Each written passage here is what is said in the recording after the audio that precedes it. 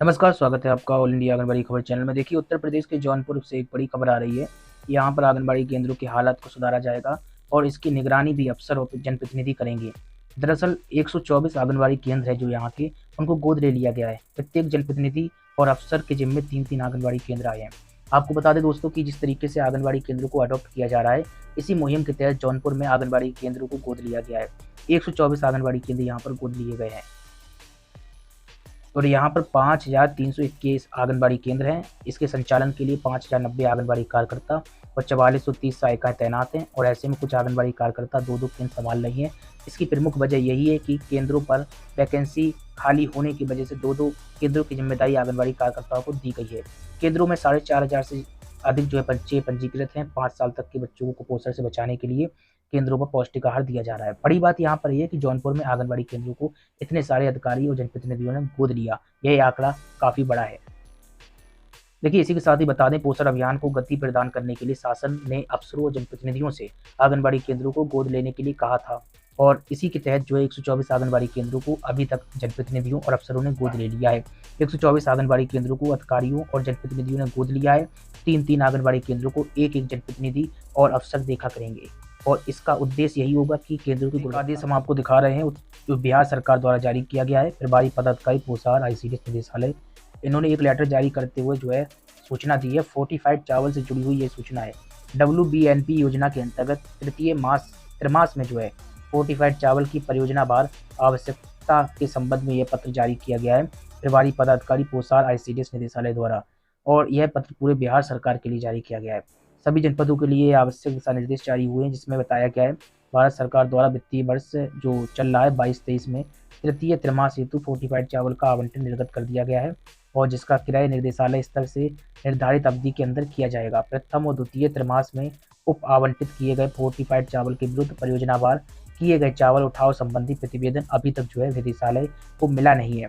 इसलिए अनुरोध किया गया है कि 2 दिनों के अंदर अपने जिला अंतर्गत परियोजनावार तृतीय त्रैमास हेतु फोर्टिफाइड चावल की आवश्यकता एवं मात्रा एवं इसी के साथ ही प्रथम और द्वितीय त्रैमास में उठाव किए गए फोर्टिफाइड चावल का उपयोगिता प्रमाण पत्र जो है उपलब्ध कराया जाए।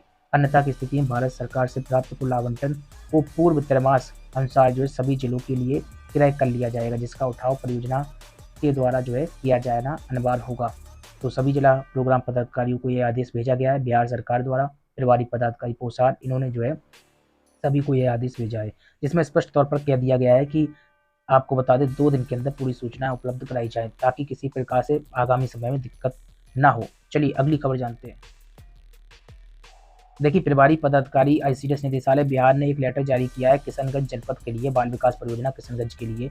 इसमें देखिए स्थानांतरण और प्रतिनियुक्ति के संबंध में बात कही गई है और लिखा है कि निदेशालय में किशनगंज जिला में पटना जिले के किसी परियोजना या निदेशालय में स्थानांतरण या प्रतिनियुक्ति करने का अभ्यावेदन समर्पित किया गया है। उक्त प्राप्त अभ्यावेदन के आलोक में सूचित करना है कि संविदा पर नियोजित महिला पर्यवेक्षिका का नियोजन विभागीय संकल्प संख्या 1846 दिनांक 10/6/2010 में जो है अंतर जिला स्थानांतरण का कोई प्रावधान नहीं है। तो ये मामला देखिए स्थानांतरण और प्रतिनियुक्ति से जुड़ा हुआ था और जनपद किशनगंज जो बिहार के अंतर्गत आता है।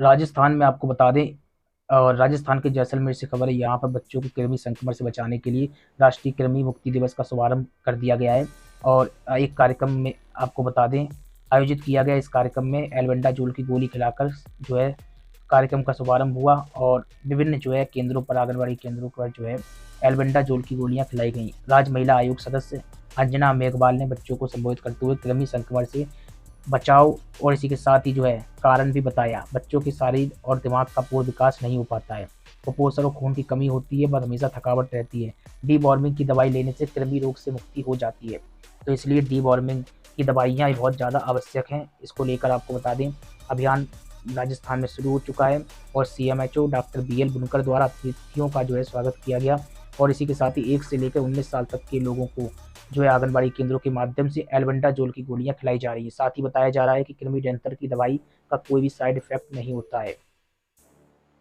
देखिए, सबसे बड़ी बात यहाँ पर ये आ रही है कि जो बच्चों का आधार कार्ड नहीं बन पा रहा है, इसको लेकर सरकार बहुत ही बड़ा फैसला करने जा रही है। भारत में जो है आधार कार्ड की जरूरत को देखते हुए भारतीय विशिष्ट पहचान प्राधिकरण यानी कि उदय UIDAI ने जो है नवजात बच्चों का भी आधार कार्ड जारी करने की बात कही है। दरअसल ये बहुत ही ज़्यादा महत्वपूर्ण खबर है और यह जरूरी दस्तावेज भी है, क्योंकि आधार के बिना जो है अब पोषाहार यानी कि अन्य प्रकार का जो लाभ नहीं दिया जाएगा। और इसको लेकर जो है UIDAI ने बड़ा फैसला किया है। आपको बता दें, स्कूल में एडमिशन कराने से लेकर बैंक में खाता खुलवाने तक आधार का उपयोग किया जाता है। आधार कार्ड ना होने पर बच्चों को कई सरकारी सुविधाओं से वंचित होना पड़ सकता है और आगामी समय में आधार कार्ड की अनिवार्यता और ज़्यादा बढ़ रही है। भारत सरकार 5 साल से कम उम्र के बच्चों के लिए नीले रंग का बाल आधार कार्ड जारी करती है। सवाल आता है, इस आधार कार्ड को कैसे बनवाया जा सकता है, उसको जानते हैं। आपको बता दें, देश के कई अस्पतालों में यह सुविधा पहले से मौजूद है। जब बच्चे पैदा होते हैं तभी उनका आधार कार्ड बन जाता है। अगर आप अपने बच्चे का आधार कार्ड बनाने से चूक गए हैं तो अपने नज़दीकी आधार केंद्र या आंगनबाड़ी केंद्र में जाकर आधार कार्ड बनवा सकते हैं। लेकिन यहाँ पर एक कंडीशन है। कंडीशन ये है कि आंगनबाड़ी केंद्र में ये व्यवस्था होनी चाहिए। अगर व्यवस्था नहीं है तो आंगनबाड़ी केंद्र पर नहीं बन सकेगा, क्योंकि आपको बता दें, कुछ चुनिंदा आंगनबाड़ी केंद्रों पर बनाने का काम किया जा रहा है, लेकिन सभी केंद्रों पर यह नहीं हो रहा है।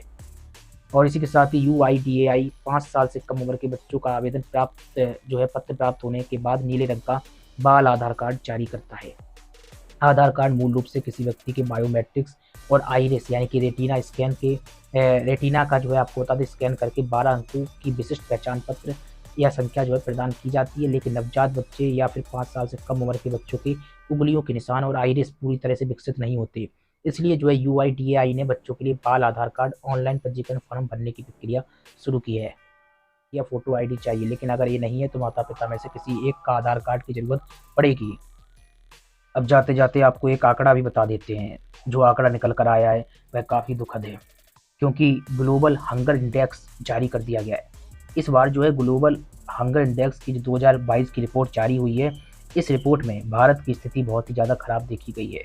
121 देशों की रैंकिंग में भारत को 107 नंबर मिला है।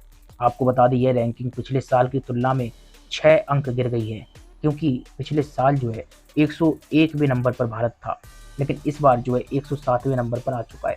भारत से बेहतर स्थिति में पाकिस्तान, बांग्लादेश, नेपाल और श्रीलंका हैं। जो आपको मालूम होना चाहिए, श्रीलंका में तो हाल ही में वित्तीय जो फूड का आपात पड़ा हुआ था, इसके बावजूद भी श्रीलंका के हालात भारत से अच्छे बताए गए। वो पाकिस्तान की स्थिति भी भारत से ठीक बताई गई। दरअसल ग्लोबल हंगर इंडेक्स से पता चला है कि भुखमरी से किस देश में कैसे हालात हैं। रिपोर्ट बताती है कि भुखमरी से भारत में हालात खराब होते जा रहे हैं। 2021 में 116 देशों की रैंकिंग में भारत का नंबर 101वां था, जबकि 2020 में भारत का स्थान 94 नंबर पर था। लेकिन अब जब 2022 में भारत की रैंकिंग आई, तब 107वें नंबर पर भारत का स्थान रहा। तो इससे समझा जा सकता है पिछले सालों की तुलना में यह स्थान लगातार गिरता जा रहा है। यहाँ पर आपको बता दें कि इस साल एशिया में सिर्फ अफगानिस्तान ही है जो भारत से पीछे है। अफगानिस्तान 109वें पायदान पर, जबकि पाकिस्तान 99, बांग्लादेश 84, नेपाल 81 नंबर पर है। आर्थिक संकट से जूझ रहे श्रीलंका को इस इंडेक्स में 64वें नंबर पर रखा गया और भारत की रैंकिंग में लगातार गिरावट हो रही है।